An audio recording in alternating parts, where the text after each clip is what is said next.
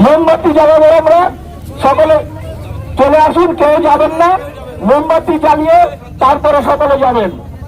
বাংলাদেশের ময়মনসিংহে সনাতনী দীপুচন্দ্র দাসকে নির্মমভাবে হত্যার প্রতিবাদে শুক্রবার পূর্বস্থলীতে বিক্ষোভে উত্তাল হয়ে ওঠে এলাকা। অভিযোগ, জামাতের মৌলবাদীরা বিনা কারণে দীপুচন্দ্র দাসকে মারধর করে এবং পরে উল্লাস করতে করতে তাকে জীবন্ত পুড়িয়ে হত্যা করে। এই ঘটনার প্রতিবাদে শুক্রবার বিশ্ব হিন্দু পরিষদ ও বজরং দলের যৌথ উদ্যোগে পূর্বস্থলী থানার বিশ্বরম্ভা মোড় থেকে কালেকতলা মোড় পর্যন্ত প্রতিবাদ মিছিল ও সভার আয়োজন করা হয়। মিছিলে অংশগ্রহণকারীরা খুনিদের দৃষ্টান্তমূলক শাস্তি ও ফাঁসির দাবিতে স্লোগান দেন। বিক্ষোভকারীরা কালনা-কাটোয়া রোড অবরোধ করে টায়ার জ্বালিয়ে প্রতিবাদ জানান। পাশাপাশি মৃত দীপুচন্দ্র দাসের স্মৃতির উদ্দেশ্যে মোমবাতি জ্বালিয়ে শ্রদ্ধা জানান তারা। এই ঘটনার প্রতিবাদে এলাকায় ব্যাপক উত্তেজনা ছড়ায়।